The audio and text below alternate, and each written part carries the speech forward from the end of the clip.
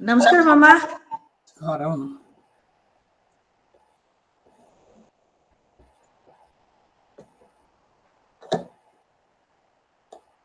ನಮಸ್ಕಾರ ಮಾಮ. ನಮಸ್ಕಾರ. ಕೇಟುತ್ತಾ?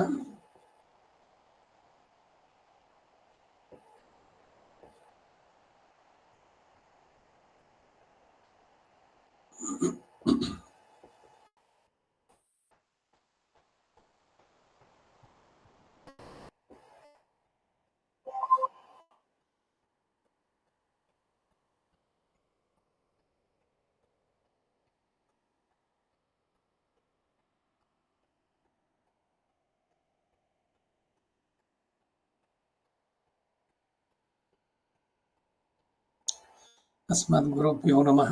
अस्मत्परमगुरुभ्यो नमः. अस्मत्सर्वगुरुभ्यो नमः.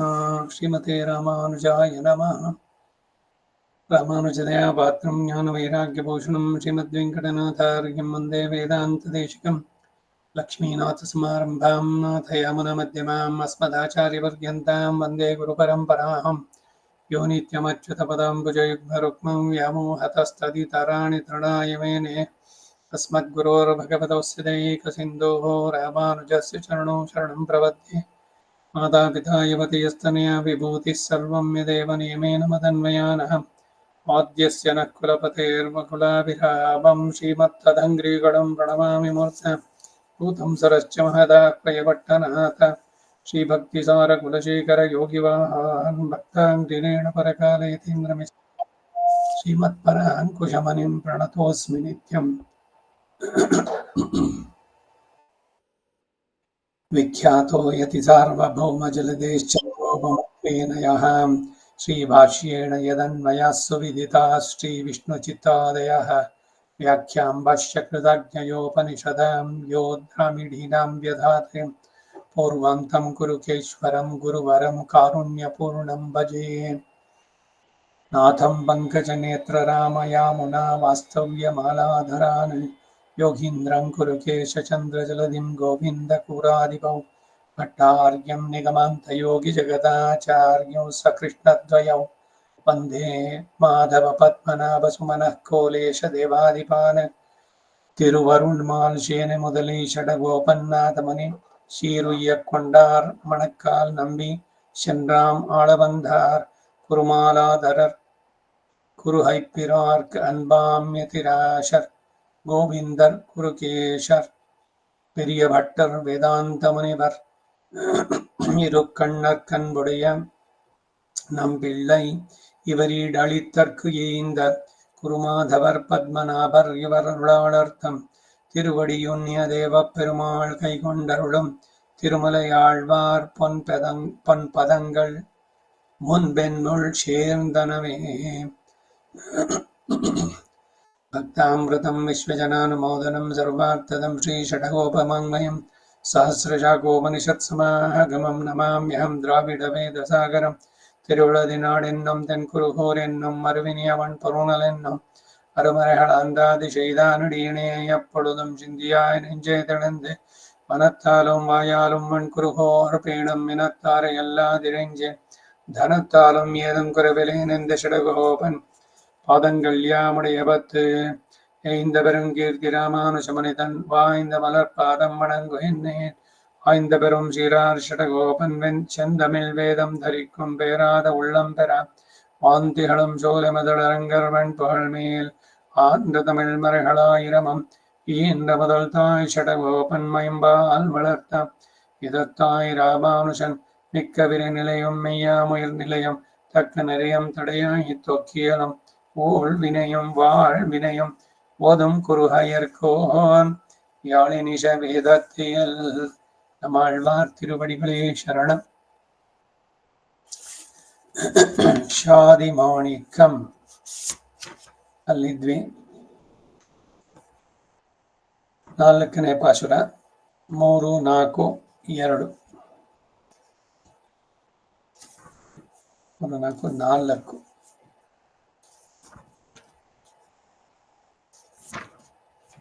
ನಾಲಾಂ ತಿರುವಾಯ್ಮೊಳಿ ಅದರಲ್ಲಿ 3ನೇದು ಅಲ್ಲ 4ನೇದು 4ರಲ್ಲಿ 4ನೇ ಪಾಶುರ 3, 4, 4 ಶಾದಿ ಮಾಣಿಕ್ಕಮೆಂಗೋ ಶೆವಿಕೊಳ್ பொன் முத்தமெங்கோ ஷாதினல் வைரமெங்கோ தவிவில் சீர் விளக்கமெங்கோ ஆதியன் ஜோதியெங்கோ ஆதியம் புருடனெங்கோ ಆದುಮಿಲ್ ಕಾಲತ್ತೆಂದೈ ಅಚ್ಯುತನ್ ಅಮಲನೆಯೇ. ಅರ್ಥ ಅನುಸಂಧಾನ ಅದನ್ನು ಕಳೆದ ಬಾರಿ ಆಗಿತ್ತು, ಇನ್ನೊಂದ್ಸಲಿ. ಆದುಮಿಲ್ ಕಾಲತ್ ಒಂದು ಇಲ್ಲದ ಸಂಹಾರ ಕಾಲದಲ್ಲಿ ಎನ್ನೈ ಅವಿಭಕ್ತ ನಾಮರೂಪನಾಗಿದ್ದು ನನಗೆ ಸ್ವಾಮಿಯಾಗಿಯೋ ಅಚ್ಯುತನ್ ಸ್ವರೂಪಾದಿ ಪ್ರಚ್ಯುತಿ ಇಲ್ಲದವನಾಗಿಯೋ ಅಮಲನೈ ನಿತ್ಯ ಪರಿಶುದ್ಧನಾಗಿರುವವನನ್ನ ಶಾದಿ ಮಾಣಿಕ್ಯಮೆನ್ಗೋ ಆಕರಜವಾದಂತಹ ಜಾದಿ ಮಾಣಿಕ್ಯ ಎಂದು ಹೇಳ್ತೇನೋ, ಶೆವಿಕೊಳ್ ಪೊನ್ನೆನ್ಗೋ ಪ್ರಕಾಶವುಳ್ಳ ಹೊನ್ನು ಅಂತ ಹೇಳೋಣ, ಚಿನ್ನ. ಶೆವಿಕೊಳ್ ಮುತ್ತಮೆನ್ಗೋ ನೀರಿನ ಓಟ ಇರುವ ಮುತ್ತು ಎನ್ನುವೆನೋ, ಶಾದಿನಲ್ ವೈರಮೆನ್ಗೋ ಆಕರ್ಜವಾಗಿ ವಿಲಕ್ಷಣವಾದ ವಜ್ರ ಅಂತ ಹೇಳಿದೇನೋ, ತವಿವು ಇಲ್ ಶೀರ್ ವಿಚ್ಛೇದ ಇಲ್ಲದೆ ಪ್ರಕಾಶಿಸುವಂತಹ ವಿಳಕ್ಕಮ್ಮೆನ್ಗೋ ದೀಪವೆಂದು ಹೇಳುವೆನೋ, ಆದಿ ಪ್ರಥಮ ಭಾವಿಯಾದ ಸುಂದರವಾದಂತಹ ಶೋಧಿ ಎನ್ಗೋ ತೇಜೋಮಯವಾದ ದಿವ್ಯಮಂಗಳ ವಿಗ್ರಹವನ್ನುಳ್ಳವನು ಎಂಬೆನೋ, ಆದಿಯಾಗಿ ಆನಂದಾದಿ ಕಲ್ಯಾಣ ಗುಣಶಿಷ್ಟನಾದ ಪುರುಷನೆನ್ಗಿಯು ಪರಮ ಪುರುಷ ಅಂತ ಹೇಳೋ, ಏನಂತ ವರ್ಣಿಸ್ಲಿ ಅಂತಾರೆ. ಈಡು ನೋಡ್ತಾ ಇದ್ವಿ. ಆದಿಯನ್ ಜ್ಯೋತಿಯನ್ಗೋ ಕಾರ್ಯಾಣಂ ಕಾರಣಂ ಪೂರ್ವಂ ವಚಸಾಂ ವಾಚ್ಯಮುತ್ತಮಂ ಯೋಗಾನಾಂ ಪರಮಂ ಸಿದ್ಧಿಂ ಪರಮಂತೆ ಪದಂ ವಿಭು. ಇದೆಲ್ಲಿ ಬರೋದ? ಕಾರ್ಯಾಣಂ ಕಾರಣಂ ಪೂರ್ವಂ ಜಿತಂತ ಸ್ತೋತ್ರದಲ್ಲಿ. என்கிறபடியே இவ்வரு உண்டான காரியங்களுக்கு எல்லாம் தான் காரணமாய் இவத்தினுடைய உற்பத்திக்கு முன்னே உண்டாய் தான் ஏகரூபமாய் அத்தியர்கானல தீப்தம் தஜ்ஞானம் என்கிறபடியே நிரவதிக தேஜோரூபமாய் இருந்துள்ள பரமபதத்தை விபூதியாக உடையவன் என்பேனோ. காரியாணாம் காரணம் என்கிற கிரந்தத்துக்கு நித்திய விபூதி விஷயமாகவும் யோஜனை உண்டு. காரியத்துக்கு நியமேன பூர்வக்ஷணவர்த்தியானதுக்கிரே காரணத்துவம் உள்ளது. அன்றைக்கே ஆதித்வம் ஈஸ்வரத்வாரா, ஆதி என்கிறது அஸ்திரபூஷணாத்தியாயத்தின்படியே சொல்லித்தாகவுமாம். ஸ்ரீவத்ஸ்வரூபத்தாலே பிரகிருத்தியம்சத்தை தரிக்கம் என்றும் ஸ்ரீ கௌஸ்துபத்தாலே ஜீவ சிருஷ்டியை சமஷ்டியை தரிக்கம் என்றும் சொல்லான் என்றதிர. அந்த திருமேனி தானும் அந்த விபூதி அந்தர்பூதமாய் இருக்குமிரே. நித்திய விபூதி ஸ்வாந்த ஸ்திதேஸ்வர விக்கிரகாந்தர்பூத அஸ்திரபூஷணாதித்வாரா காரணம் என்றபடி. ஆதியம் சோதியன்கோ என்றதும் ஷாதி மாணிக்கமென்கோ என்றது போல இருக்கிறது. ஆதியும் பொருளனென்கோ விபூதிமானை சொல்லுகிறது. சர்வ காரணபூதனாய் உபய விபூதியுக்தனாய் புருஷ சப்தத்தாய் புருஷோத்தம சப்தத்தாலும் சொல்லப்படா நின்றுள்ள சர்வேஸ்வரன் என்பேனோ. ஆதுமில் இத்தியாதி. ஆதுமில் காலத்திலே சம்சார காலத்திலே எனக்கு தன்னை பெருகைக்கு முதல் ஒன்றும் இல்லாத காலத்திலே தான் எந்தையான முறையை எனக்கு அறிவித்து பின்பு ஒரு காலமும் நழுவ விடாதே ரட்சித்து இதுதான் என் பக்கலிலே ஒரு பிரயோஜனம் கொண்டன்றிக்கே நிர்ஹேதுகமாக தன் பேராக ரட்சித்தவனை. ಅಥವಾ ஆதுமில் காலமுண்டு பிரளய காலம் காரியமான இது அடங்களும் அழிந்து சதவஸ்தமாய் கிடக்கிறவென்று தான் சுவாமியான பிராப்தியை கொண்ட நாமரூபங்களை இழந்த இவத்தை சத்தை இழந்த போகாமே தன் பக்கலிலே ஏறிட்டு கொண்டு இவத்தை தரித்து தான் என்று சொல்லலாம் படி இவை தன் பக்கலிலே கலந்தவன்றும் இவற்றில் தோஷங்கள் தன் பக்கல் தட்டாதபடி இருக்கிறவனை நாம ரூபங்களை உடையவனாய் வஸ்துவாகச் சொல்லலாம் படி. பிரிய நின்ற போதும் இவத்தோடு கலந்து இவத்தின் தோஷம் தன் பக்கல் தட்டாதபடி நிற்கும். இவை தான் என்கிற சொல்லுக்குள்ளே யாம் படி கலந்து நின்ற போதும் தத்கத தோஷை ரசம் சிருஷ்டனாயிருக்கும் என்றாதாகிறது என்றருளிச் செய்வர். அதுக்கடி ಪ್ರವೇಶ ಹೇತು ವಿಶೇಷಂ. ಈ ಈಡಿನ ಕನ್ನಡ ಅನುವಾದ. ಶಾದಿ ಮಾಣಿಕ್ಯಮೆನ್ಗೋ ಒಳ್ಳೆಯ ಗಣಿಯಲ್ಲಿ ಹುಟ್ಟಿದ ಮಾಣಿಕ್ಯ ಎಂದು ಹೇಳೋ. ಶೆವಿ ಎಂದು ಚಿನ್ನದ ವಿಷಯದಲ್ಲಿ ಹೇಳಿದ್ರೆ ಕಾಂತಿ ಎಂದಾಗುತ್ತೆ. ಮುತ್ತಿನ ವಿಷಯದಲ್ಲಿ ಹೇಳಿದ್ರೆ ತಂಪಾಗುವುದು ಅಥವಾ ಸೌಂದರ್ಯವಾಗತ್ತೆ. ಕಾಂತಿಯನ್ನುಳ್ಳ ಚಿನ್ನ ಅನ್ಲೋ, ಸೌಂದರ್ಯವನ್ನುಳ್ಳ ಮುತ್ತು ಎನ್ಲೋ, ಶಾದಿ ಒಳ್ಳೆಯ ಗಣಿಯಲ್ಲಿ ಹುಟ್ಟಿದ ಒಳ್ಳೆಯ ವಜ್ರ ಎನ್ಲೋ, ತವಿವಿಲ್ ಶೀರ್ ವಿಳಕ್ಕಮೆನ್ಗೋ, ತವಿವು ಎಂದರೆ ವಿಚ್ಛೇದ, ವಿಚ್ಛೇದವಿಲ್ಲದ ಸೌಂದರ್ಯವನ್ನುಳ್ಳ ದೀಪ ಎನ್ಲೋ.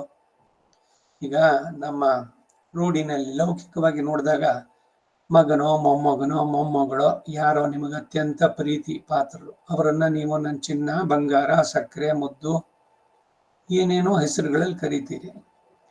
ಕರಿಬೇಕಾದ್ರೆ ನಿಮ್ಮ ಮನಸ್ಸಿನ ಭಾವ ಏನಿದೆ, ಹಾಗೆ ಭಗವಂತನನ್ನ ನಾವು ತುಂಬಾ ಆತ್ಮೀಯನಾಗಿ ನೋಡಿದಾಗ ನನ್ನ ಚಿನ್ನವೇ, ನನ್ನ ಬಂಗಾರವೇ, ನನ್ನ ಹೊನ್ನೆ ಈ ತರ ಕರೆಯೋದು. ಯಾರೋ ಪ್ರೀತಿಯಿಂದ ಅರ್ಶಿ ಅಂತ ಕರೀತಾ ಇದ್ರೆ ಅವ್ರಿಗೆ ಅಕ್ಕಿ ತುಂಬಾ ಪ್ರೀತಿ, ಅದಕ್ಕಾಗ ಮಗುನ ಅಕ್ಕಿ ಅಂತ ಕರೀತಾ ಇದ್ದಿದ್ದು ಅಂತ. ಇಲ್ಲಿ ಏನ್ ಗಮನಿಸ್ಬೇಕಾದದ್ದು ಅಂದ್ರೆ ಯಾವ ರೀತಿ ಕರೆದ್ರು, ಏನೇನೋ ಹೆಸರುಗಳು, ಅಡ್ಡ ಹೆಸರುಗಳು, ಅದರ ಹಿಂದೆ ಇರುವಂತಹ ಭಾವ ಅದು ಬಹಳ. ಹಾಗೆ ಇಲ್ಲಿ ಭಗವಂತನನ್ನ ಮುತ್ತು, ಚಿನ್ನ, ಸೌಂದರ್ಯವುಳ್ಳ ಮುತ್ತು ಅನ್ಲೋ, ಶಾದಿ ಒಳ್ಳೆಯ ಗಣಿಯಲ್ಲಿ ಹುಟ್ಟಿದ ಒಳ್ಳೆಯ ವಜ್ರ ವೈರಮೆನ್ಗೋ, ತವಿವಿಲ್ ಶೀರ್ ವಿಳಕ್ಕಮೆನ್ಗೋ, ತವಿವು ಎಂದರೆ ವಿಚ್ಛೇದ, ವಿಚ್ಛೇದವಿಲ್ಲದ ಸೌಂದರ್ಯವನ್ನುಳ್ಳಂತ ದೀಪ ಎನ್ನಲು. ವಿಚ್ಛೇದವಿಲ್ಲದ ದೀಪ ಅಂದ್ರೆ ಏನು, ಅದು ಆರೋದೇ ಇಲ್ಲ. ನಂದಾದೀಪ ದೇವರ ಹತ್ರ ಸಾಮಾನ್ಯವಾಗಿ ಒಂದಿಟ್ಟಿರುವಂತಹದ್ದು ನಂದಾದೀಪ, ಯಾವಾಗ್ಲೂ ಬೆಳಗ್ತಾ ಇರ್ಬೇಕು 24x7. ಅದಕ್ಕೆ ಎಣ್ಣೆ ಬರ್ತಿ ತುಂಬಿಸ್ಬಿಟ್ಟು ಇಟ್ಬಿಟ್ರೆ ಮುಗಿತಾ ಇರುತ್ತೆ, ಸಣ್ಣಕ್ಕೆ ಯಾವಾಗ್ಲೂ ದೀಪ ಇರುತ್ತೆ, ವಿಚ್ಛೇದವೇ ಇಲ್ಲದಂತಹದ್ದು. ಪ್ರಕಾಶಯುತ ದ್ರವ್ಯ ಅಂತ ಹೇಳೋದಾಗ್ಲಿ, ಪ್ರಕಾಶ ಅಂಶವನ್ನು ಹೇಳುವುದಾಗ್ಲಿ ಆಗ್ಬಹುದು. ಅದು ಹೇಗೆ ಅಂದ್ರೆ ಆದಿತ್ಯಾದಿಗಳನ್ನು ಹೇಳೋದಾಗ್ಲಿ ಅಥವಾ ಆದಿತ್ಯಾದಿಗಳ ತೇಜಸ್ಸುಗಳನ್ನು ಹೇಳೋದಾಗ್ಲಿ ಆಗ್ಬಹುದು. ಆದಿಯಂ ಶೋಧಿಯನ್ಗೋ, ಕಾರ್ಯಾಣಂ ಕಾರಣಂ ಪೂರ್ವಂ ಎಂಬಂತೆ ಇಲ್ಲಿಯವರೆಗೂ ಉಂಟಾದ ಕಾರ್ಯಗಳಿಗೆಲ್ಲ ತಾನು ಕಾರಣವಾಗಿ, ಇವುಗಳಿಗೆ ಉತ್ಪತ್ತಿಗೆ ಮುಂಚೆ ಉಂಟಾಗಿ ತಾನು ಏಕರೂಪವಾಗಿ ಅತ್ಯರ್ಕಾನಲ ದೀಪ್ತಂ ತತ್ಸ್ಯಾನಂ ತತ್ಸ್ಥಾನಂ ಸಕಾರ ಓವರ್ಲೇಪ್ ಆಗಿದೆ ಎಂಬಂತೆ ನಿರವಧಿಕ ತೇಜೋರೂಪವಾಗಿರುವ ಪರಮ ಪದವನ್ನ ವಿಭೂತಿಯಾಗಿ ಉಳ್ಳವನು ಅಂತನ್ಲೋ. ಕಾರ್ಯಾಣಂ ಕಾರಣಂ ಎಂಬ ಗ್ರಂಥಕ್ಕೆ ನಿತ್ಯ ವಿಭೂತಿ ವಿಷಯವಾಗಿಯೂ ಯೋಜನೆ ಉಂಟು. ಕಾರ್ಯಕ್ಕೆ ಯಾವಾಗಲೂ ನಿಯಮೇನ ಪೂರ್ವಕ್ಷಣವರ್ತಿಯಾದುದಕ್ಕಷ್ಟೇ ಕಾರಣತ್ವ ಇರೋದು. ಈ ಕಾರ್ಯಕಾರಣ ಸಂಬಂಧ ನೋಡ್ಬೇಕು. ಕಾರಣಂತೂ ಧ್ಯೇಯ ಅಂತ ಉಪನಿಷತ್ ಹೇಳುತ್ತೆ. ಈ ಜಗತ್ತಿಗೆ ಇದನ್ನೆಲ್ಲ ಉಂಟು ಮಾಡಿದವನು, ಇದು ನಮ್ಮ ಕಣ್ಣು ಕಾಣಿಸುವಂತದ್ದು ಕಾರ್ಯ. ಇದು ಮಾಡಿದವನೊಬ್ಬ ಇರಬೇಕಲ್ಲ, ಅವನನ್ನ ಕುರಿತು ಚಿಂತಿಸು. ಕಾರಣಂತೂ ಧ್ಯೇಯ. ಹಾಗೆ ಇಲ್ಲಿ ಕಾರ್ಯಕಾರಣ ಭಾವ ಅಂದ್ರೆ ಎಲ್ಲ ಸೃಷ್ಟಿಯಾದದ್ದು ನಮ್ಮ ಕಣ್ಮುಂದೆ ಕಾಣಿಸ್ತಲ್ಲ, ಇದಕ್ಕೆಲ್ಲ ಯಾರು ಇದನ್ನೆಲ್ಲ ನೇಮಿಸ್ತಾ ಅಂತ ಇರೋನು?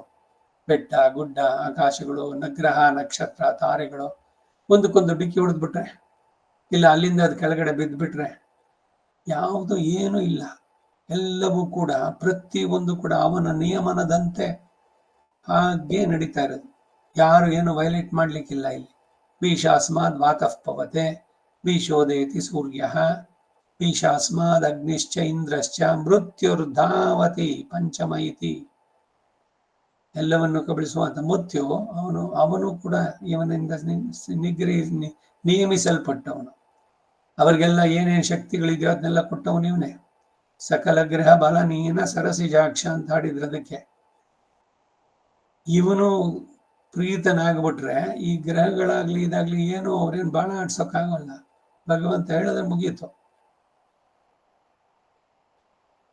ಸುಮ್ಮನೆ ಒಂದು ದೃಷ್ಟ ಅಂತ ಎಲ್ಲ ನಿಮಗೆ ಗೊತ್ತಿರೋದೆ.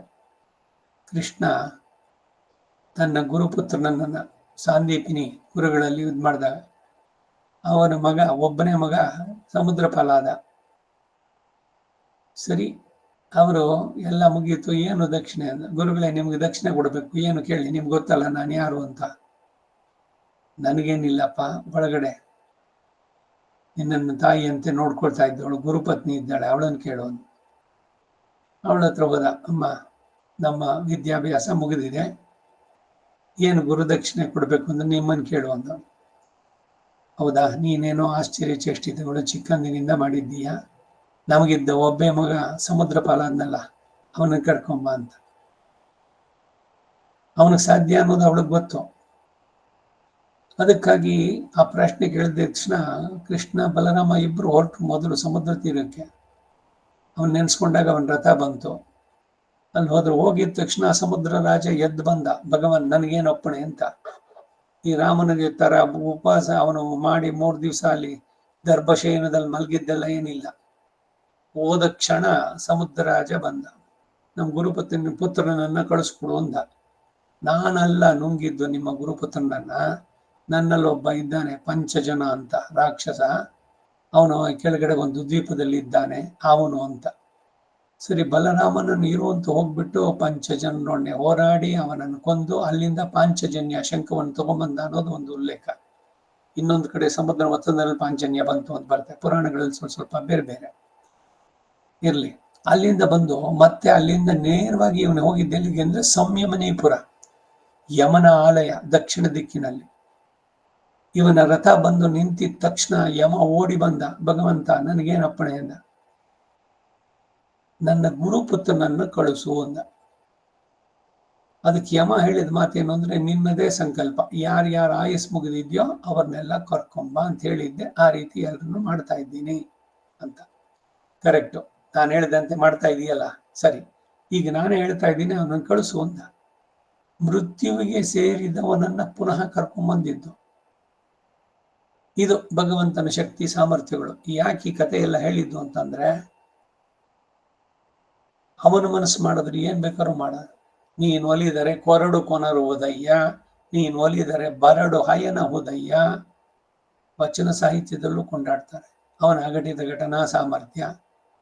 ಅವನನ್ನ ಮೀರಿ ಇನ್ಯಾವುದೂ ಇಲ್ಲ, ಅವನೇ ಜಗದಾದಿ ಕಾರಣ. ಇವೆಲ್ಲ ಇರುವಂತದ್ದು ನಿಯಮೇನ. ಪೂರ್ವ ಕ್ಷಣವರ್ತಿಯಾದದ್ದಕ್ಕಷ್ಟೇ ಕಾರಣತ್ವ, ಅಲ್ಲದೆ ಆದಿತ್ಯಂ ಈಶ್ವರ ದ್ವಾರ ಆದಿ ಎಂಬುದು ಅಸ್ತ್ರಭೂಷಣಾಧ್ಯಾಯದಲ್ಲಿ ಹೇಳಿರುವ ರೀತಿಯಲ್ಲೂ ಆಗ್ಬಹುದು. ಭಗವಂತನ ದಿವ್ಯ ಆಭರಣಗಳು, ವಸ್ತ್ರ ಭೂಷಣ ಇದೆಲ್ಲ ಒಂದೊಂದು ಮುಕ್ತ ಆತ್ಮನನ್ನ ಒಂದೊಂದು ಮುತ್ತಾಗಿ ಅವರನ್ನ ಪೋಣಿಸಿಕೊಂಡು ಒಂದು ದಾರದಿಂದ ತಾನು ಧರಿಸ್ತಾನಂತೆ. ಮಧ್ಯದಲ್ಲಿ ಕೌಸ್ತುಭಮಣಿ, ಸುತ್ತಲೂ ಇರುವವರೆಲ್ಲ ಜೀವಾತ್ಮರು ಅಂತ ಹೇಳುವಂತಹದ್ದು. ಹಾಗೆ ಶ್ರೀ ಕೌಸ್ತುಭ ರೂಪದಲ್ಲಿ ಜೀವ ಸಮಷ್ಟಿಯನ್ನ ಧರಿಸುತ್ತಾನೆ ಎಂದು ಹೇಳ್ತಿದೆಯಷ್ಟೇ.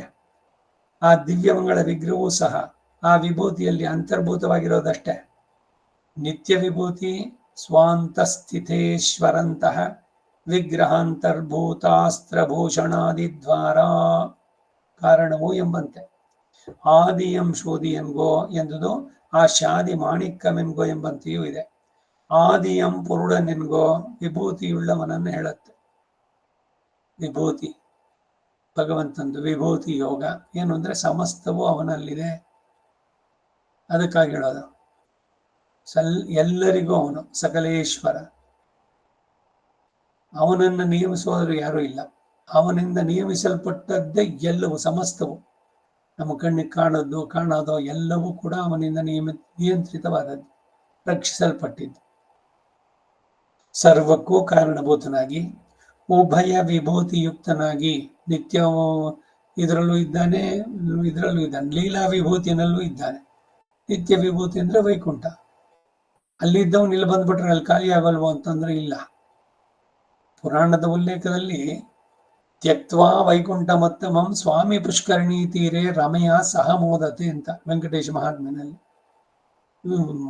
ವೈಕುಂಠವನ್ನ ತ್ಯಜಿಸಿ ಬಂದು ಇಲ್ಲಿ ಸ್ವಾಮಿ ಪುಷ್ಕರಣಿ ತೀರೆ ರಮಯ ಸಹ ಮೋದತೆ ಅಂತ ಬರುತ್ತೆ. ಹಾಗೆ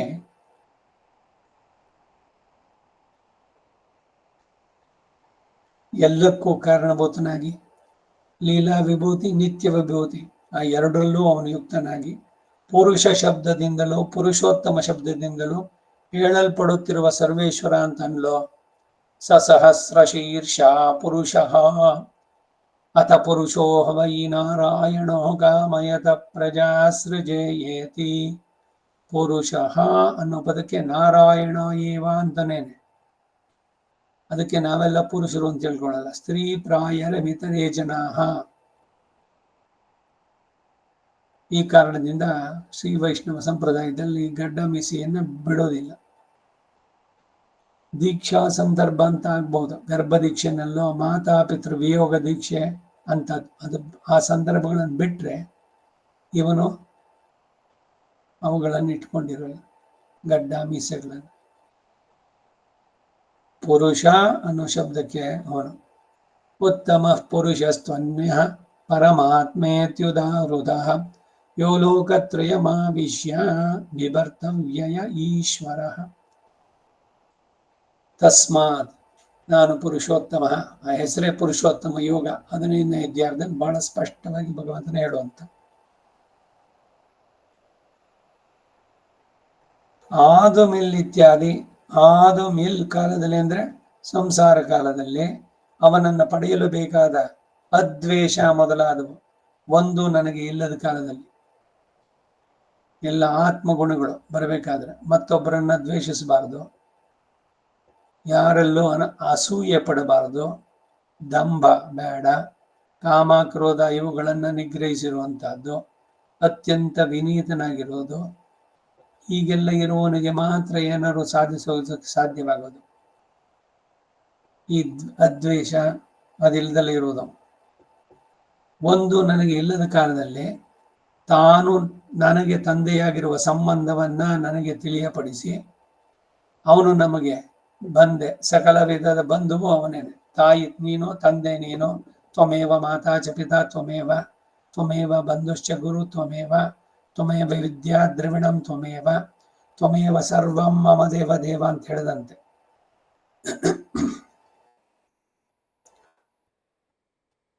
ಪೊನ್ನಪ್ಪನ್, ಮಣಿಯಪ್ಪನ್, ಮುತ್ತಪ್ಪನ್, ತನ್ನೊಪ್ಪಾರಿಲಪ್ಪನ್, ಎನ್ನಪ್ಪನ್ ಮೊದಲು ನನಗೆ ಅಪ್ಪ, ನನಗೆ ತಂದೆಯಾಗಿರೋ ಸಂಬಂಧವನ್ನ ನನಗೆ ತಿಳಿಯಪಡಿಸಿ, ನಂತರ ಒಂದು ಕಾಲವು ಚ್ಯುತವಾಗದಂತೆ ರಕ್ಷಿಸಿ, ಒಂದು ಪ್ರಯೋಜನವನ್ನು ಕೋರದೆ ನನ್ನ ವಿಷಯದಲ್ಲಿ ನಿರ್ಹೇತುಕವಾಗಿ ಅವನು ತನ್ನ ಲಾಭಕ್ಕಾಗಿ ರಕ್ಷಿಸಿದವನನ್ನು ತನಕ್ಕೆ ಎನ್ನೈಕೊಳ್ಳು ಮೀದೆ ಅಂತ ಬರುತ್ತೆ. ನಮ್ಮ ಆಳ್ವಾರು ಇದು ಮಾಡಬೇಕಾದ್ರೆ, ಈಗ ಒಬ್ಬ ಮೋಕ್ಷವನ್ನು ಪಡೆದ, ಆನಂದವನ್ನು ಪಡೆದ. ಇವಾಗ ಜೀವಾತ್ಮನಿಗ ಆನಂದ ಇಲ್ಲ ಪರಮಾತ್ಮನಿಗೂ ಅಂದ್ರೆ, ಜೀವಾತ್ಮನ ಆನಂದಕ್ಕಿಂತ ಅವನಿಗೆ ಬಹಳ ಸಂತೋಷವಾಗುತ್ತಂತೆ. ಆಹಾ, ನನಗೆ ಒಬ್ಬ ಸಿಕ್ಕಿದ ಇವಾಗ ಅಂತ ಅವನನ್ನ ಒಂದು ಮುತ್ತು ಮಣಿಯಾಗಿ ಮಾಡಿ ತಾನೇ ಸರವಾಗಿ ಧರಿಸ್ತಾನೆ, ಕತ್ತಿನಲ್ಲಿ ಮಾಲೆಯಾಗಿ ಅಂತ. ಈಗೇನೋ ಅವನಿಗೆ ಮೋಕ್ಷ ಕೊಟ್ಟಲ್ಲ, ಅದರಿಂದ ಅವನಿಗೇನಾದ್ರು ಪ್ರಯೋಜನ ಉಂಟು? ಒಂದು ಪ್ರಯೋಜನವನ್ನು ಕೋರದೆ ನನ್ನ ವಿಷಯದಲ್ಲಿ ನಿರ್ಹೇತುಕವಾಗಿ, ಯಾವ ಕಾರಣ ಅದು ಮಾಡದ, ಅದಕ್ಕಾಗಿ ಮಾಡದೆ ಅಂತಲ್ಲ, ಅವನು ತನ್ನ ಲಾಭಕ್ಕಾಗಿ ರಕ್ಷಿಸಿದವನು. ಅಥವಾ ಆದು ಮಿಲ್ ಕಾಲಂ ಅಂದ್ರೆ ಪ್ರಳಯ ಕಾಲ, ಯಾವುದು ಇಲ್ಲದಂತಹ ಸಮಯ. ನಾಸದಾಸೇನ್ ಹೊಸದಾಸೇತ್ ತದಾನೇಂ ನ ಮೃತ್ಯು ಅಮೃತಂ ತರ್ಹಿನ. ಇದು ಸತ್ ಅಂತನೋ ಇದು ಅಸತ್ ಅಂತನೋ ಹೇಳದೇ ಇರುವಂತಹ ಅನ್ಮ್ಯಾನಿಫೆಸ್ಟೆಡ್ ಸ್ಟೇಟ್, ಚೇತನವೋ ಅಚೇತನವೋ ಆ ಸ್ಥಿತಿ, ಅದು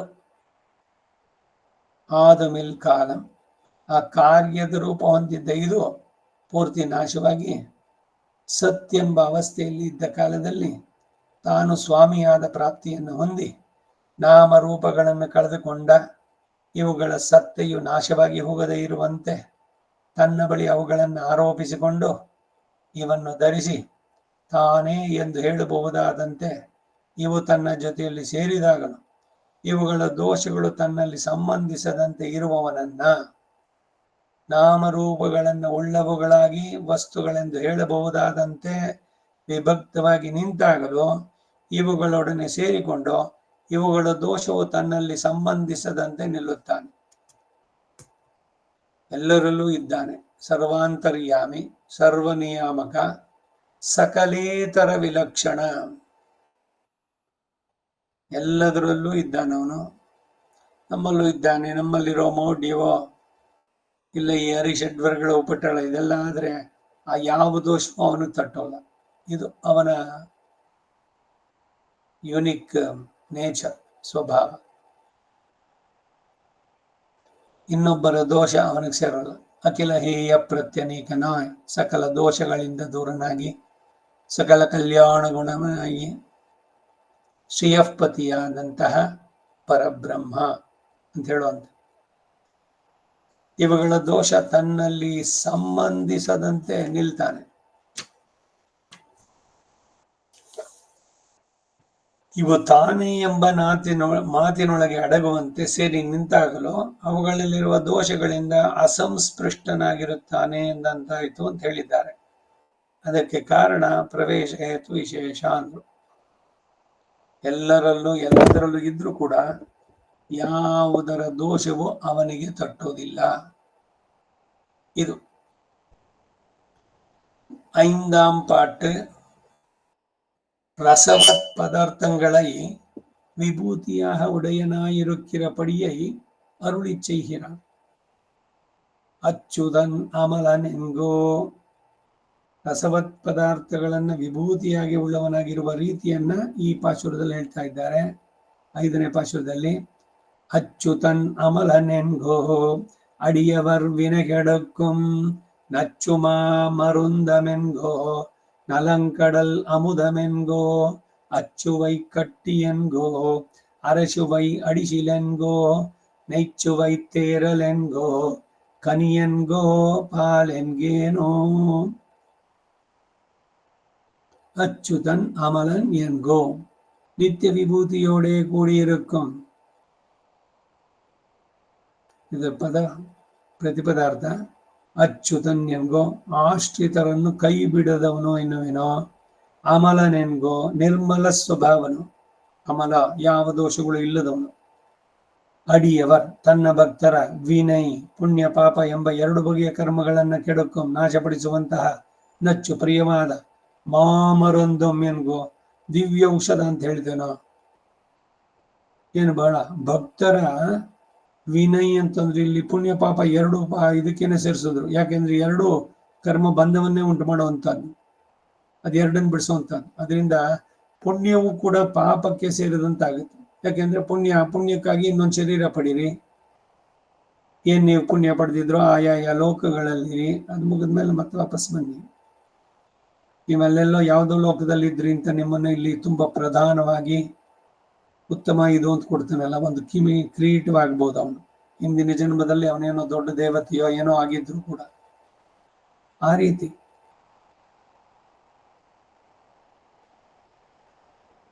ಪುಣ್ಯ ಪಾಪ ಎಂಬ 2 ಬಗೆಯ ಕರ್ಮಗಳನ್ನ ನಾಶಪಡಿಸುವಂತಹ ನಚ್ಚು ಪ್ರಿಯವಾದ ಮಾಮರೊಂದುಂ, ದಿವ್ಯ ಔಷಧ, ವಿಶ್ವ ಭೇಷಜ ಅವನು. ನಲಂ, ವಿಲಕ್ಷಣವೂ ರಮ್ಯವೂ ಆದಂತಹ ಕಡಲ್ ಅಮುದಮೆನ್ಗೋ, ಕ್ಷೀರಸಾಗರದಲ್ಲಿನ ಅಮೃತ ಅಂತ ಹೇಳಲು. ಅಚ್ಚುವೈ, ಆ ಅಮೃತ ರಸವುಳ್ಳಂತಹ ಕಟ್ಟಿ ಎನ್ಗೋ, ಬೆಲ್ಲದ ಕಟ್ಟಿ ಅಂತ ಹೇಳೋ. ಅಮೃತ ಪ್ರಿಯವಾದಂತಹ ಬೆಲ್ಲದ ಕಟ್ಟಿ ಅಂತ ಹೇಳ್ಬಹುದಾ.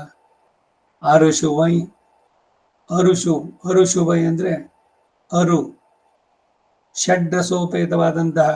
ಅಡಿಶಿಲ್ಲೆನ್ಗೋ, ಅಕ್ಕಾರ ಬಡಿಶಿಲ್ ಅಂತಂದ್ರು. ಸಕ್ಕರೆ ಪೊಂಗಲ್ಲು, ಗುಡಾನ್ನ, ಬೆಲ್ಲದನ್ನ, ಹಾಗೆ 6 ರಸಗಳಿಂದ ಷಡ್ರಸೋಪೇತವಾದ ಅನ್ನ ಅಂತ ಹೇಳೋ. ನೈಶುವೈ, ತುಪ್ಪದ ರಸವುಳ್ಳ. ತೇರಲೆನ್ಗೋ, ಜೇನುತುಪ್ಪ ಅಂತ ಹೇಳೋ. ಕನಿ ಎನ್ಗೋ, ಮಧುರವಾದ ಹಣ್ಣು ಅಂತ ಹೇಳ. ಪಾಲೆನ್ಗೇನೋ, ಹಾಲು ಎನ್ಲೋ. ಏನು ಅಂತ ಅವನನ್ನು ವರ್ಣಿಸ್ಲಿ. ಭಗವಂತನ ಬಗ್ಗೆ ಅತ್ಯಂತ ಪ್ರೀತಿಯಿಂದ ಹೇಳ್ಬೇಕಾದ್ರೆ ಏನಂತ ಕರಿಬೇಕು ಅವನನ್ನ? ಈಡು. அச்சுதல் அமலனென்கோ, நித்திய விபூதியோடே கூடியிருக்கும். இருப்புக்கு ஒரு நாளும் அழிவில்லாதபடி இருப்பானாய், ஏய பிரத்யநீகனாய், கல்யாணைகதானனாய் உள்ளவன் அன்பேனோ. அடியவர் இத்தியாதி. இப்படி தூரஸ்தன் என்று ஆசிரியருக்கு இடர்பட வேண்டாதபடி ஆனை இடர்பட்ட மடுவின் கரையிலே விடும் ஸ்வபாவன். அடியவர் வினைகெடுக்கும் தன் பக்கலிலே யஸ்தபரரானாருடைய சகல துரிதங்களையும் போக்கி ரட்சிக்கும் அவன்.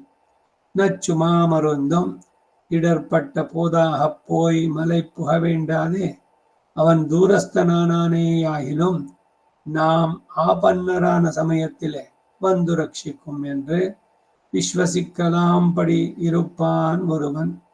நச்சு மாமருந்தும் ஆசைப்படுமொரு ஔஷதம் மாமருந்தும் மகா ஔஷதம் வியாதியின் அளவல்லாத பேசுஜம். அதாவது மேல் காற்றிலே காட்ட நோய் தீருமாயிருக்கை ஏகமூலிகையாய் சக்ரத் சேவியமாயிருக்கை அன்றிக்கே அபத்தியசகமான ஔஷதம் என்னுதல்.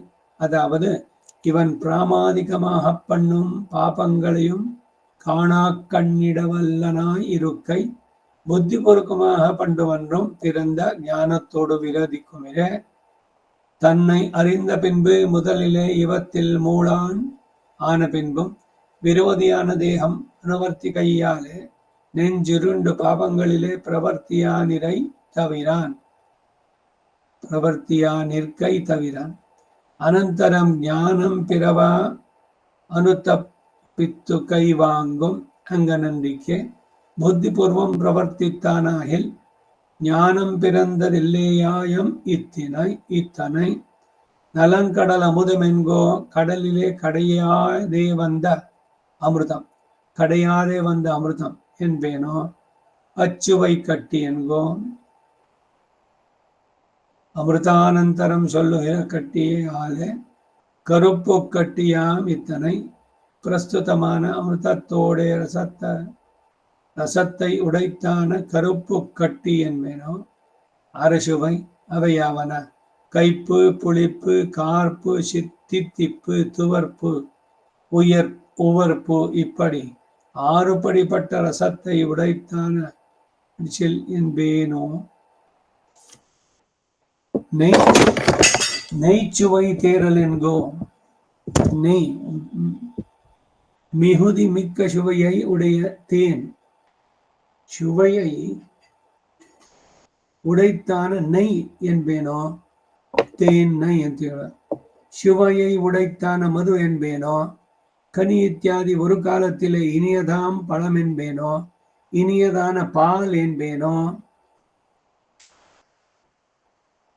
ಕನ್ನಡ ಅವತರಣಿಕೆ ಅಚ್ಯುತನ್ ಅಮಲನೆಂಗೋ ನಿತ್ಯ ವಿಭೂತಿಯೊಡನೆ ಕೂಡಿಯಿರುವಂತಹ ಸ್ಥಿತಿಗೆ ಯಾವ ಕಾಲದಲ್ಲಿಯೂ ನಾಶ ಇಲ್ಲದಂತೆ ಇರುವವನಾಗಿ ಎಲ್ಲ ದೋಷಗಳಿಂದ ದೂರಾಗಿ ಹೇಯ ಪ್ರತನಿಕನಾಗಿ ಕಲ್ಯಾಣ ಏಕತಾನನಾಗಿರೋನು ಎನ್ನಲೋ ಸಕಲ ಕಲ್ಯಾಣ ಗುಣ ಪರಿಪೂರ್ಣ ಎಲ್ಲ ದೋಷಗಳಿಂದ ದೂರಾದವನು ಎನ್ನಲೋ ಅಡಿಯವರಿತ್ಯಾದಿ ಹೀಗೆ ದೂರಸ್ಥನು ಎಂದು ಆಶ್ಚರ್ಯರು ಕಷ್ಟಪಡಬೇಕಾಗಿಲ್ಲ.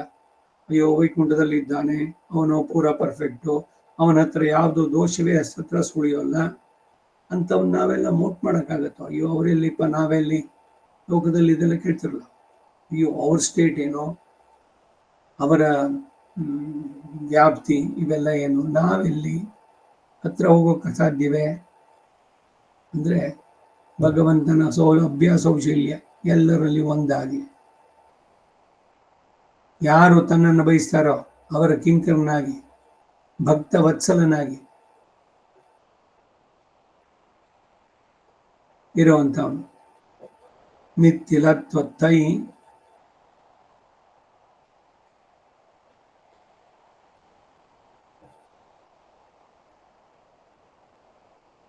ಅಡಿಯವರ ಇತ್ಯಾದಿ ಹೀಗೆ ದೂರಸ್ಥನು ಎಂದು ಆಶ್ಚರ್ಯ ಕಷ್ಟಪಡಬೇಕಿಲ್ಲ. ಅಯ್ಯೋ ಅವನೆಲ್ಲೋ ಇದ್ದಾನೆ ವೈಕುಂಠದಲ್ಲಿ, ಅವ ಯಾರೋ ಬಂದ ಗಜೇಂದ್ರ ಕರೆದ ಅಂತ ಅಂದ್ಬಿಟ್ಟು ನಾವೆಲ್ಲ ಕರೆದು ಬರ್ತಾನೋ ಅನ್ನೋ ಸಂದೇಹನೇ ಬೇಡ. ಪ್ರೀತಿಯಿಂದ ನಂಬಿಕೆಯಿಂದ ಕರೆಯಿರಿ, ಖಂಡಿತ ಸಿಗ್ತಾನೋ, ಬರ್ತಾನೆ ಎಂಬುವಂತೆ ಆಶ್ಚರ್ಯ ಕಡಬೇಕಾಗಿಲ್ಲ ಎಂದು ಗಜೇಂದ್ರನು ಕಷ್ಟಪಟ್ಟು ಮಡುವಿನ ದಡದಲ್ಲಿಗೆ ಬಂದು ಸೇರುವಂತಹ ಸ್ವಭಾವ. ಅಡಿಯವರ್ ವಿನೈ ಕೆಡಕ್ಕುಂ, ತನ್ನಲ್ಲಿ ಶರಣಾಗತರಾದವರ ಸಕಲ ದುರಿತಗಳನ್ನು ನಾಶ ಮಾಡಿ ರಕ್ಷಿಸುವವನು. ನಚ್ಚು ಮಾಮರುಂದು, ಇವರು ಕಷ್ಟಕ್ಕೆ ಒಳಗಾದಾಗ ಔಷಧ ಪರ್ವತಕ್ಕೆ ಹೋಗಿ ಹುಡುಕಬೇಕಾಗಿಲ್ವೇ? ಅವನು ದೂರದಲ್ಲಿರುವವನೇ ಆದರೂ ನಾವು ಆಪತ್ತಿಗೆ ಒಳಗಾದಾಗ ಬಂದು ರಕ್ಷಿಸ್ತಾನೆ. ನನ್ನ ಹಿಂದೆಯೇ ಇದ್ದು ನಾ ಬಿದ್ದೆ ಎಂದಾಗ ಬಂದೆತ್ತಿ ರಕ್ಷಿಸಿ ಕಣ್ಣು ಒರೆಸಿದವನು.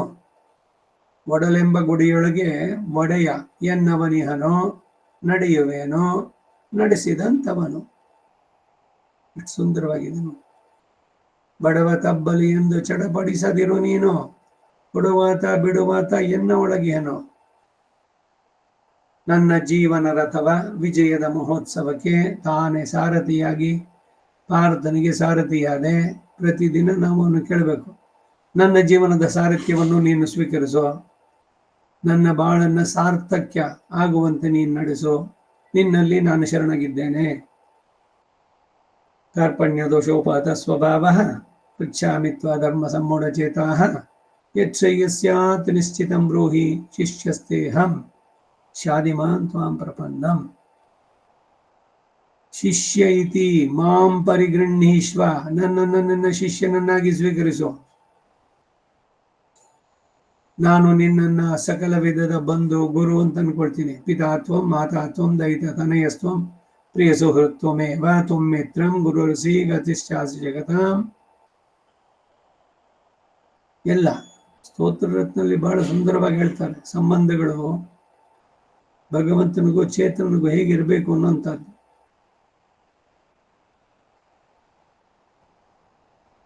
ಅಡಿಯವರ್ ವಿನಕೆಡುக்கும், ತನ್ನಲ್ಲಿ ಶರಣಾಗತರಾದವರ ಸಕಲ ದುರಿತಗಳನ್ನು ನಾಶ ಮಾಡಿ ರಕ್ಷಿಸುವಂತವನು. ಶರಣಮಾಹುಂ ತನತಾಳ್ ಅಡೈಂದಾರ್ಕೆல்லாம், ತನ ತಾಳ್ ಅಡೈಂದಾರ್ಕೆಲ್ಲ ಅಂದ್ರೆ ತನ್ನ ನಾನು ಅನ್ನೋದನ್ನು ಬಿಟ್ಟು ಅವನಲ್ಲಿ ಪೂರ್ಣವಾಗಿ, ಆ ನಾನು ಅನ್ನೋದು ಇಲ್ಲದೆ ಪೂರ್ಣವಾಗಿ ಅವನೇ ಅಂತ ಯಾರು ಅವನನ್ನು ಆಶ್ರಯಿಸ್ತಾರೆ ಅವರಿಗೆ ಮರಣ ಮಾನಲ್ ವೈಕುಂಠಂ ಕೊಡಕೊಂಬಿರ. ಮರಣವಾದ್ರೆ ಶರೀರ ವಿಯೋಗ ಉಂಟಾದ್ರೆ ವೈಕುಂಠವನ್ನೇ ಕೊಡ್ತಾನೆ, ಕರ್ಮದ ಬಂಧವನ್ನು ಕಳೀತಾನೆ. ಶರಣಾಗತರಾದವರ ಸಕಲ ದುರಿತಗಳನ್ನು ನಾಶ ಮಾಡಿ ರಕ್ಷಿಸ್ತಾನೆ. ನಚ್ಚು ಮಾಮರುಂದುಂ, ಇವರ ಕಷ್ಟಕ್ಕೆ ಒಳಗಾದಾಗ ಔಷಧ ಪರ್ವತಕ್ಕೆ ಹೋಗಿ ಹುಡಬೇಕಾಗಿಲ್ವೇ? ನಾಗಪಾಶ ಇಂದ್ರಜಿತ್ತು ಬಿಟ್ಟದ್ದು 2-3 ಸಲ ಆಯ್ತು. ಅಲ್ಲಿ ಎಲ್ಲರಿಗೂ ಕೂಡ ಘಾಸಿಯಾಗಿದೆ. ಅವನ ಅಟ್ಟಹಾಸ, ಮೂರ್ಛಿತರಾಗಿದ್ದಾರೆ ರಾಮ ಲಕ್ಷ್ಮಣ ಪ್ರತಿಯೊಬ್ಬರು ಕೂಡ. ಜಾಂಬವಂತ ಅವನು ಮಾಡ್ತಾ ಇದ್ದ. ವಿಭೀಷಣ ಬಂದ ಸುಗ್ರೀವನ್ ಜೊತೆಗೆ ಬಂದ್ರೆ ಜಾಂಬವಂತ ಕೇಳಿದ್ದು, ಆಂಜನೇಯ ಹೇಗಿದ್ದಾನೆ? ಹನುಮಂತ ಅವನು ಚೆನ್ನಾಗಿದ್ದಾನೆ. ಅವನ ಜೊತೆ ಬಂದವನು ಇವನು ಹನುಮಂತ. ಇನ್ನೆಲ್ರಿಗೂ ಘಾಸಿ ಆಗಿತ್ತವಾಗ. ನಾನು ಇಲ್ಲಿದ್ದೀನಿ ಇಂದ. ವಿಭೀಷಣ ಕೇಳ್ದ, ಅದ್ಯಾಕೆ ರಾಮ ಇದ್ದಾನ, ಹುಷಾರಾಗಿದ್ದಾನ, ಲಕ್ಷ್ಮಣ ಹೇಗಿದ್ದಾನೆ, ಇಲ್ಲ ರಾಜ ಸುಗ್ರೀವ ಹೆಂಗಿದ್ದಾನೆ ಅಂತ ಕೇಳೋದು ಬಿಟ್ಬಿಟ್ಟು ಜಾಂಬವಂತ ಹನುಮಂತ ಹುಷಾರಾಗಿದ್ದಾನ ಅಂತ ಕೇಳಿದ್ದು. ಆಮೇಲೆ ಅದು ಪುತ್ರ ಅವನು ಹೇಳ್ತಾನೆ, ಹನುಮಂತ ಒಬ್ಬ ಬದುಕಿದ್ರೆ ನಾವೆಲ್ಲ ಬದುಕದಂತೆ ಅಂತ. ಆಮೇಲೆ ಸುಷೇಣ ಇವರೆಲ್ಲ ಸೇರ್ಕೊಂಡು, ಈಗಲೇ ನೀವು ಹೋಗಿ ವಿಶಲ್ಯಕರ್ಣಿ ಸಂಧಾನಕರ್ಣಿ ಎಲ್ಲವನ್ನು ತಗೊಂಡು ಬಾ ಅಂತ ಹೇಳಿ ಸಂಜೀವನ ಪರ್ವತ ಎಲ್ಲಿರೋದು? ಹಿಮಾಲಯದಲ್ಲಿ. ಇವರುಗಳಿರೋದು ಲಂಕೆನಲ್ಲಿ. ಭಾರತದಿಂದ ಲಂಕೆಗೆ ಇವನು ಲಂಘಿಸಿದ್ದು ಅಲ್ಲ, ಅದೇನು ದೊಡ್ಡದಲ್ಲ. ಅಲ್ಲಿಂದ ಒಂದೇ ನೆಗೆತಕ್ಕೆ ಹಾರಿ ಹಿಮಾಲಯಕ್ಕೆ ಹೋದ್ರೆ ಗಿಡದ ಮೂಲಿಕೆಗಳೆಲ್ಲ ಬಚ್ಚಿಟ್ಕೊಂಡ್ವು. ಬೇರ್ ಸಮೇತ ಪರ್ವತವನ್ನು ಎತ್ತಿ ತಗೊಂಬಂದ್ಬಿಟ್ಟ. ಸಂಜೀವರಾಯ ಬೇಕಾದಷ್ಟು ಅವನನ್ನು ಕೊಂಡಾಡುವಂಥದ್ದು. ಆ ಔಷಧಿ ಲತೆಗಳು ಇವುಗಳ ಮೂಲಿಕೆ ಗಾಳಿಯೇ ಇದಾಗಿದ್ದ ತಕ್ಷಣನೇ ಅನೇಕರಿಗೆಲ್ಲ ಗುಣವಾಗೋಯ್ತು. ವಿಶಲ್ಯಕರ್ಣಿನಲ್ಲಿ ಅದನ್ನ ಅರೆದು ಇವನಿಗೆ ಹಚ್ಚಿಸಿದ್ರೆ ಯಾವ ಬಾಣಗಳು ಮತ್ತೊಂದು ಚುಚ್ಕೊಂಡಿರೋದೆಲ್ಲ ತಾನಾಗಿ ಹೊರಗಡೆ ಬಂದ್ಬಿಡುತ್ತೆ. ಆಪರೇಷನ್ ಮಾಡೋದಂಗೆ ಏನೂ ಇಲ್ಲ ಕೈನಲ್ಲಿ. ಮತ್ತೆ ಒಂದು ಗಾಯದ ತಲೆ ಕೂಡ ಇರೋಲ್ಲ. ಸಂಧಾನಕರ್ಣಿ, ವಿಶಲ್ಯಕರ್ಣಿ, ಮೃತ ಸಂಜೀವಿನಿ ಇವೆಲ್ಲ. ಹಾಗೆ ನಾವು ಅವನು ದೂರದಲ್ಲಿದ್ದಾನೋ, ಕಷ್ಟಕ್ಕೊಳಗಾದ ಔಷಧಿ ಪರ್ವತಕ್ಕೆ ಹೋಗಿ ಹುಡುಕಬೇಕಾಗಿಲ್ವೇ? ಅಲ್ಲದೆ ಅವನು ದೂರದಲ್ಲಿರುವವನೇ ಆದರೂ ಕೂಡ ನಾವು ಆಪತ್ತಿಗೆ ಒಳಗಾದಾಗ ಬಂದು ರಕ್ಷಿಸ್ತಾನೆ ಎಂದು ನಂಬಿರುವುದಕ್ಕಾಗುವಂತೆ ಇರುವಂತಹ ಒಬ್ಬನವನು. ನಚ್ಚು ಮಾಮರಂದಂ, ಆಸೆ ಪಡುವಂತಹ ಒಂದು ಔಷಧ. ಮಾಮರಂದಂ ಮಹಾಔಷಧ, ವ್ಯಾಧಿಯನ್ನು ವಾಸಿ ಮಾಡೋದರಲ್ಲಿ ಮಿತಿ ಇಲ್ಲದಂತಹ ಔಷಧ. ಅಂದರೆ ಮೇಲೆ ಬೀಸುವ ಗಾಳಿಗೆ ಅದನ್ನು ತೋರಿಸಿದ್ರೆ ವ್ಯಾಧಿಯುತ್ತಿರುವಂತಿದೆ. ಮತ್ತೊಂದನ್ನು ಬಯಸದ ಒಂದೇ ಮೂಲಿಕೆಯಾಗಿ ಒಂದು ಸಲ ಮಾತ್ರ ಸೇವಿಸಬೇಕಿರುವುದು ಅದು. ಅಲ್ಲದೆ ಅಪತ್ಯ ಮಾಡಿದರೂ ಅದನ್ನೆಲ್ಲ ತಡೆದುಕೊಳ್ಳುವ ಔಷಧ. ಅಂದರೆ ಇವನು ಪ್ರಾಮಾಣಿಕವಾಗಿ ಮಾಡುವ ಪಾಪಗಳನ್ನು ಕಂಡು ಕಾಣದಂತಿರುವುದು ಪ್ರಮಾದದಿಂದ ಆಯದಂತಹದ್ದು. ಬುದ್ಧಿಪೂರ್ವಕವಾಗಿ ಪಾಪ ಮಾಡೋದು ಇವನಿಗೆ ಉಂಟಾದ ಜ್ಞಾನಕ್ಕೆ ವಿರೋಧವಾಗುತ್ತೆ.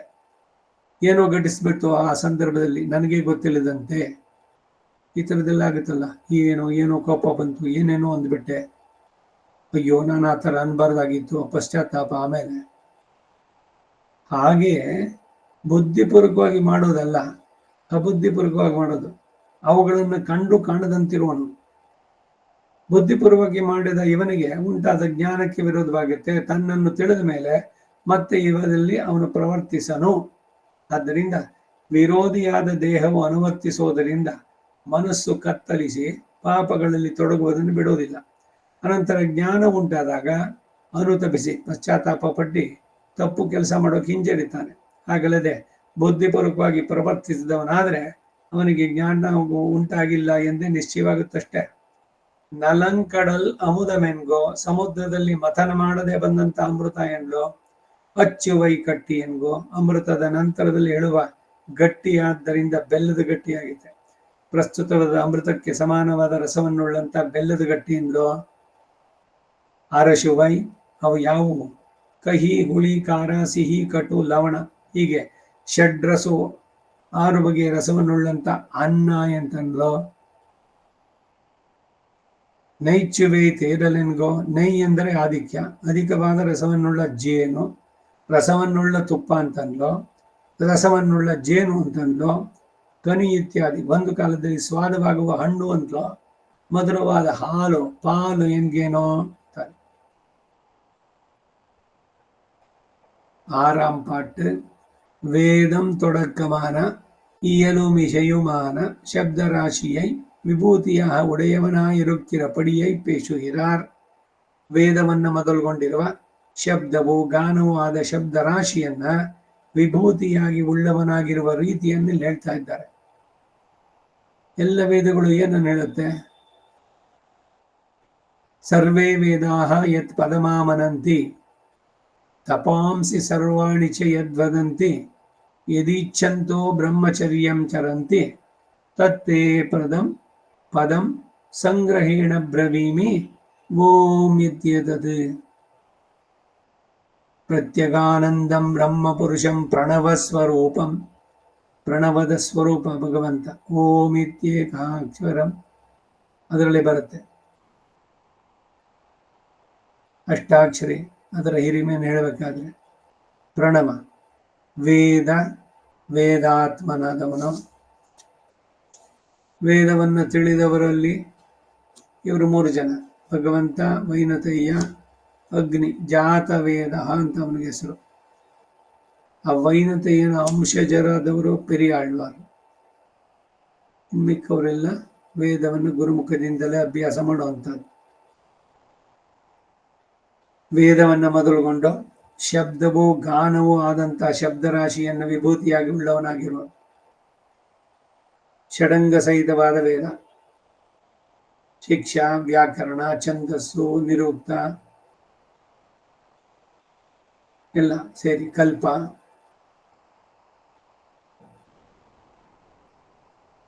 ಆ ಶಬ್ದರಾಶಿಯನ್ನೇ ವಿಭೂತಿಯಾಗಿ ಅವನ ಸ್ವರೂಪವಾಗಿ ಉಳ್ಳವನು, ಅವನು ಇರುವ ರೀತಿಯನ್ನ ಒಂದು ಕೇಳ್ತಾ ಇದ್ದಾನೆ ಅಂತ.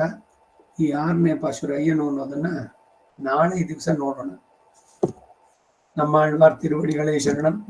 ಕವಿತಾರ್ಕಿಕ ಸಿಂಹಾಯ ಕಲ್ಯಾಣ ಗುಣಶಾಲಿನೇ ಶ್ರೀಮತೆ ವೆಂಕಟೇಶಾಯ ವೇದಾಂತ ಗುರುವೇ ನಮಃ. ವಾದಿದ್ವಿಪ ಶಿರೋಭಂಗ ಪಂಚಾನ್ನ ಪರಾಕ್ರಮ ಶ್ರೀಮಾನ್ ವೆಂಕಟನಾಥಾರ್ಯಶ್ಚಿರಂ ವಿಜಯತಾಂ ಭುವಿ. ಶ್ರೀಮತೆ ನಿಗಮಾಂತ ಮಹಾದೇಶಿಕಾಯ ನಮಃ. ಸರ್ವಂ ಶ್ರೀ ವಾಸುದೇವಾರ್ಪಣಮಸ್ತು. ನಮಸ್ಕಾರ ಮಾಮ. ನಮಸ್ಕಾರಂ. ನಾಳೆ